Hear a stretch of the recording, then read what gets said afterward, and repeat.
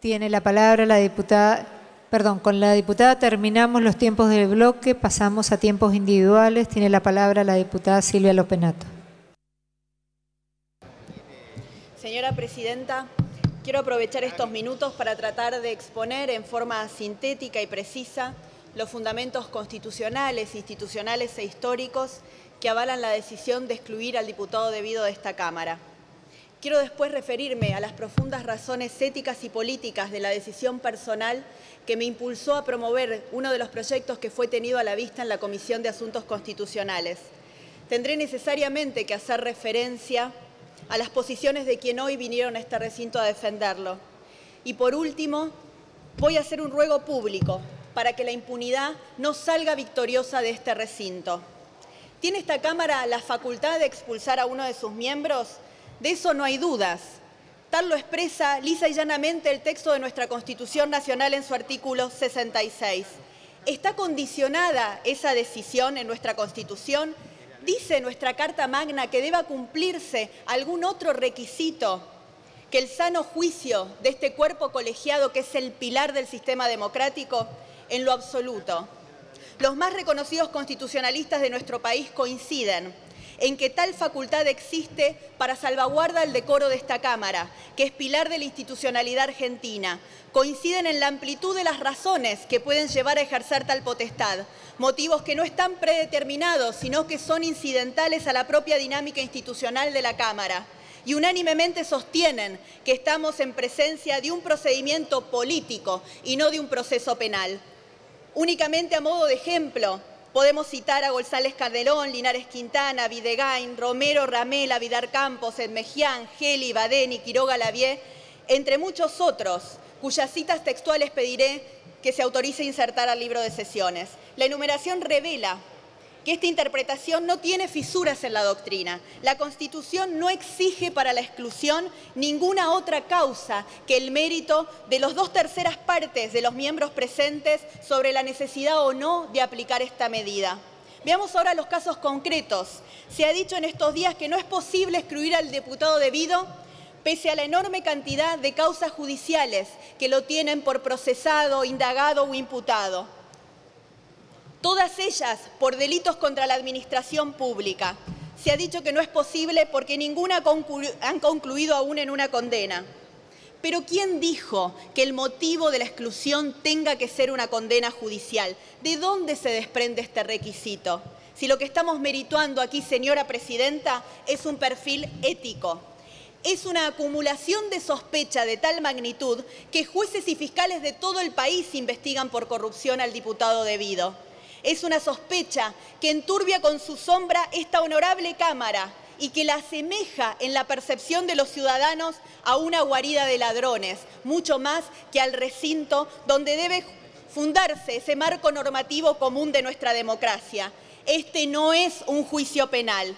Muy por el contrario, no estaríamos aquí teniendo que tomar esta decisión extrema si la justicia oportunamente hubiera concluido con alguna de las tantas causas que hace más de una década lo investigan al diputado debido. ¿Cuántos problemas evitaría el pueblo argentino si una justicia eficaz y oportuna hubiera actuado? ¿Cuántas vidas se hubieran salvado si alguien hubiera detenido a tiempo el latrocinio que sufrió la Argentina en las últimas décadas? Hoy estamos frente a un problema de indignidad, entendida esta como la falta de condiciones de ética pública. Estamos frente al escándalo que significa compartir nuestras bancas con alguien que acumula tal grado de sospecha de haber cometido uno de los delitos más aberrantes para nuestra Constitución Nacional, como es la corrupción, contenida en su artículo 36 como un atentado al sistema democrático. Decía el convencional constituyente Antonio Cafiero, allí en el año 1994, en la Convención Constituyente, probablemente el artículo sobre ética pública no tenga precedentes en el constitucionalismo comparado, pero si queremos conservar esta forma de gobierno, uno de los males de la democracia que debemos atacar es la corrupción. ¿Qué es lo que un autor moderno denomina cleptocracia? Decía, justamente este mal que se extiende en las democracias más avanzadas, las menos avanzadas y las más subdesarrolladas. Este artículo 36, que la clase política tiene escondido y sin reglamentar, pero que perfectamente podría ser la base constitucional para impedir que personas con estos prontuarios sean candidatos a cargos electivos. Ese debate tenemos que darlo muy pronto en esta Cámara, para que los procesados por delitos de corrupción, al igual que los procesados por delitos de lesa humanidad, no puedan siquiera aspirar a ocupar una banca. Decía ese enorme politólogo argentino Guillermo O'Donnell, cuando analizaba las democracias contemporáneas, que todas las constituciones son la combinación de tres principios: el principio liberal, el principio republicano y el principio democrático. Ese componente esencial que es en el principio republicano, la separación de la esfera pública y la esfera privada, y que encuentra en el orden virtuoso aquel que se dedica a lo público sin permitir que los intereses privados interfieran en esa tarea. Decía, ese es el componente más débil del sistema democrático en la Argentina. No supimos desarrollarlos, pero está en la base misma de nuestra Constitución Nacional Republicana y está en ese artículo 36 que sabiamente incluyeron los constituyentes del 94 a la vista de la degradación ética y la corrupción que ya estaba en la Argentina en aquel momento. Por eso no me cabe ninguna duda que estamos ejerciendo una función con estricto sentido de justicia y que haremos justicia al honor de esta Cámara si expulsamos al diputado debido de su seno. Cada vez que se usó esta facultad se generó este mismo debate. Entonces es bueno mirar los antecedentes para ver que no estamos innovando, que estamos haciendo lo que los antecedentes de esta misma Cámara ilustran. En 1925, cuando los diputados Olmedo, Cortés y Núñez fueron excluidos, pesaba sobre ellos solamente una imputación de la Justicia Provincial de Mendoza. En 1940, cuando se excluyó al diputado Guillermo Bertotto, había una denuncia que se había originado en una investigación del Senado, y lean el libro de sesiones, porque dice claramente, después de excluir al diputado Bertotto, se puso en conocimiento al agente fiscal para que si había causa penal la investigara. No voy a repetir los casos del 91 y del 2002, ni hablar de los casos de San Martín y Rodríguez Araya del 48, Cataño del 49, cuyo motivo de exclusión fue simplemente palabras agraviantes al entonces presidente Juan Domingo Perón. En ninguno de los casos había condena judicial antes. Por eso, la existencia de pronunciamientos serios y contestes de distintas instancias del Poder Judicial en contra del diputado debido garantizan la objetividad en el estado de sospecha. Pero la verdad, tengo que hacer una referencia a los que hoy van a apañar a Devido, a los que hoy van a evitar que el diputado Devido abandone este seno. Les voy a preguntar a los diputados de la izquierda qué les pasó, que hace pocos años, cuando reclamaban por la injusta muerte de Mariano Ferreira, acusaban la sociedad entre Devido, Sirigliano y Pedraza. ¿Qué les pasó que hoy vienen a defenderle los fueros a uno de los que ustedes vindicaban como responsable de la muerte de sus compañeros?